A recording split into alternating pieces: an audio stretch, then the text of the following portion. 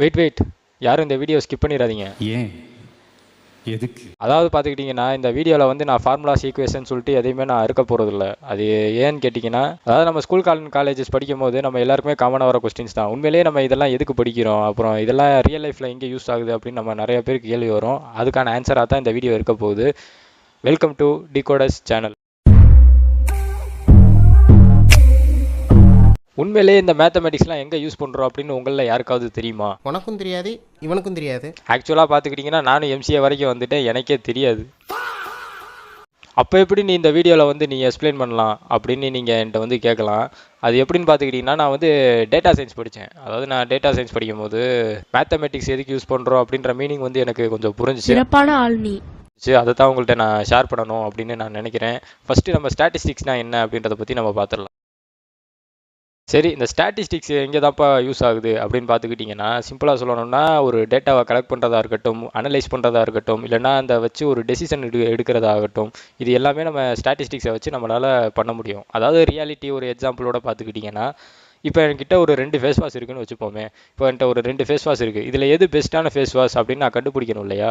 அப்படின்னா நான் என்ன பண்ணுவேன், ஒரு கஸ்டமர்ஸோட ரிவ்யூஸ் என்ன அப்படின்றத எடுத்து பார்ப்பேன். அப்புறம் கஸ்டமர்ஸ் எவ்வளோ ரேட்டிங்ஸ் கொடுத்துருக்காங்க, எவ்வளோ குட் கமெண்ட் எவ்வளோ வந்திருக்கு, பேட் கமெண்ட் எவ்வளோ வந்திருக்கு, இதெல்லாம் பார்த்து அனலைஸ் பண்ணி எனக்கு எது ஓகேன்னு படுதோ அதை நான் வந்து சூஸ் பண்ணுவேன். பார்த்தீங்களா? அதாவது சிம்பிளாக சொல்லணும்னா இதுதான் ஸ்டாட்டிஸ்டிக்ஸ். அப்புறம் இன்னொன்று சொல்லணும்னா, இப்போ நம்ம யூடியூப் பார்க்குறோம் பார்த்தீங்களா, யூடியூப்பில் எவ்வளோ வியூஸ் வந்திருக்கு, யூடியூப் வாட்ச் ஹவர்ஸ் எவ்வளோ, இதெல்லாம் அனலைஸ் பண்ணுறது எல்லாமே ஸ்டாட்டிஸ்டிக்ஸ் தான். ஸ்டாட்டிஸ்டிக்ஸ் இல்லாமல் டேட்டா இருக்கும், ஆனால் எடுக்கிற டெசிஷன் பார்த்துக்கிட்டிங்கன்னா ராங்காக போகும்.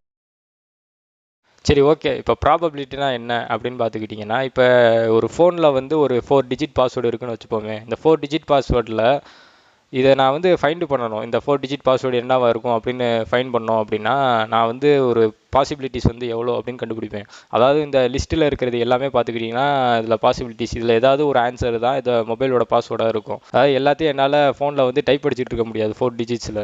இந்த மாதிரி ஒரு பாசிபிலிட்டிஸை வகைப்படுத்துறதும் ப்ராபபிலிட்டி தான். அது மட்டும் இல்லாமல் கெஸ் பண்ணுறதும் ப்ராபபிலிட்டி தான். அதாவது ஃபார் எக்ஸாம்பிள், இப்போ நீங்கள் 4 டிஜிட் பாஸ்வேர்டு சொன்னேன் பார்த்தீங்களா, இதில் வந்து நம்ம கெஸ் பண்ணுறது, அதாவது ஒரு வேளை இவங்க பர்த்டேவோட பாஸ்வேர்டாக வச்சுருக்கலாம், இல்லைன்னா அவங்க மொபைல் நம்பரில் லாஸ்ட் 4 டிஜிட் பாஸ்வேர்டாக வச்சுருக்கலாம். இதெல்லாம் கெஸ் பண்ணுறது எல்லாமே நம்ம ப்ராபபிலிட்டின்னு வச்சுக்கலாம். அது மட்டும் இல்லாமல் இந்த ஸ்டாட்டிஸ்டிக்ஸ் ப்ராபபிலிட்டி இருக்குது பார்த்தீங்களா, இது ரெண்டையுமே யூஸ் பண்ணி ஒரு பாஸ்ட் டேட்டா, ப்ரெசன்ட் டேட்டா, இதெல்லாம் ரெண்டையும் கலெக்ட் பண்ணி ஒரு அனலைஸ் பண்ணி ஒரு ஃப்யூச்சரை வந்து நம்மளால் டிசைட் பண்ண முடியும். அதாவது ஃப்யூச்சரில் வந்து இந்த ஈவெண்ட் நடக்க எவ்வளோ பெர்சன்டேஜ் வந்து வாய்ப்புகள் இருக்குது அப்படின்னு நம்மளால் கணிக்க முடியும். அதுக்கு தான் பார்த்துக்கிட்டிங்கன்னா நம்ம ப்ராபபிலிட்டி யூஸ் பண்ணுவோம். அதாவது ஸ்டாட்டிஸ்டிக்ஸ், ப்ராபபிலிட்டி ரெண்டையும் யூஸ் பண்ணுவோம்.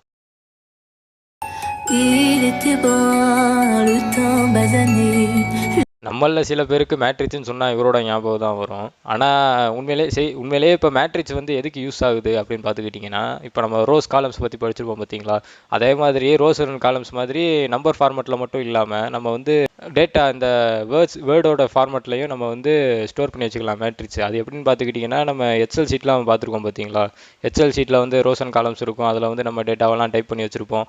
அதே மாதிரி தான் நம்ம வந்து யூஸ் பண்ணுறோம். அதே மாதிரி மேட்ரிக்ஸ் வந்து இங்கே யூஸ் ஆகுது. அதாவது இது computer graphics, Google church, AI models, அப்புறம் டிராஃபிக் கண்ட்ரோல் சிஸ்டம்ஸு எல்லாமே பார்த்துக்கிட்டிங்கன்னா இது மேட்ரிக்ஸ் வந்து இப்படி தான் ஒர்க் ஆகுது.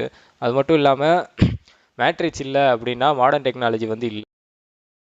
இப்போ கால்குலஸ் அப்படின்னா என்ன அப்படின்னு பார்த்துக்கிட்டிங்கன்னா, இப்போ சிம்பிளாக சொல்லணும் அப்படின்னா ஒரு சேஞ்சஸை வந்து நம்ம கால்குலேட் பண்ணுறது தான் நம்ம கால்குலஸ்ன்னு சொல்லுவோம். ஒரு ரியல் லைஃப் எக்ஸாம்பிளோட நம்ம பார்க்கணும் அப்படின்னு பார்த்துக்கிட்டிங்கன்னா, இப்போ வந்து ஒரு ஊரில் வந்து சைக்ளோன் உருவாயிருக்குன்னு வச்சுக்கோமே. இப்போ வந்து ஒரு ஊரில் வந்து ஒரு புயல் வந்து உருவாயிருக்கு அப்படின்னா, அந்த புயல் வந்து அதோட நகர்வு எவ்வளோ இருக்குது அப்படின்னு நம்ம கால்குலேட் பண்ணுறது. அதாவது எக்ஸ் ஆக்சிஸ், ஒய் ஆக்சிஸ் கிராஃபை வச்சு டைமு, வெலாசிட்டி ரெண்டையும் கால்குலேட் பண்ணி, அதாவது இதோட நகர்வு எப்படி இருக்கும், இதோட இம்பேக்ட் வந்து எவ்வளோ இருக்கும், இதே வேகத்தில் வந்து நம்ம ஊருக்கு இந்த புயல் வந்து வந்துச்சுன்னா இதோட தாக்கம் வந்து எவ்வளோ இருக்கும், இதெல்லாம் கால்குலேட் பண்ணுறது எல்லாமே கால்குலஸை வச்சு தான். அது மட்டும் இல்லாமல் அந்த கால்குலஸ் வந்து இதோட காற்று வந்து எந்த அளவுக்கு மாறி இருக்குது, இந்த டைமிங்கில் எப்படி இருக்குது, அடுத்தடுத்த செகண்ட்ஸில் எவ்வளோ இருக்கும், இதோட மூமெண்டம் எவ்வளோ அப்படின்றது எல்லாத்தையுமே கால்குலேட் பண்ணுறது நம்ம கால்குலஸை வச்சு தான்.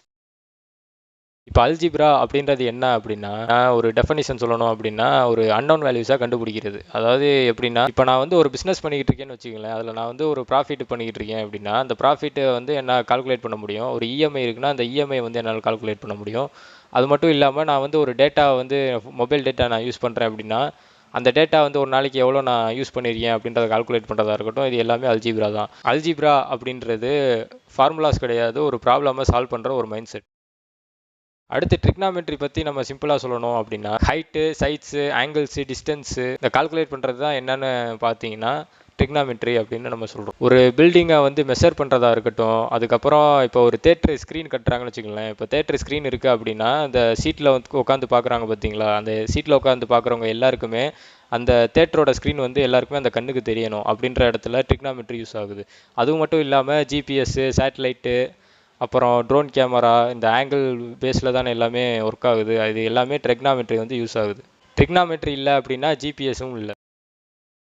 இந்த வீடியோ பார்த்தது மூலியமாக உங்களுக்கு மேத்தமெட்டிக்ஸ் எப்படி ரியல் லைஃப்பில் யூஸ் ஆகுது அப்படின்றத பற்றி உங்களுக்கு ஒரு கிளாரிட்டி கிடச்சிருக்கும். இது மட்டும் இல்லை, இன்னும் நான் நிறைய எக்ஸாம்பிள் வந்து இன்னும் சொல்லிக்கிட்டே போகலாம். ஆனால் இதே போதும் தான் நினைக்கிறேன். ஒரு சிம்பிள் டெஃபனிஷன் அண்டு யூனிக் எக்ஸாம்பிளோட தான் நம்ம பார்த்துருக்கோம். இந்த வீடியோ உங்களுக்கு யூஸ்ஃபுல்லாக இருக்கும்னு நம்புகிறேன். அவ்வளோதான் கைஸ், இன்றைக்கி நம்ம வீடியோ முடிஞ்சிடுச்சு. பாய்.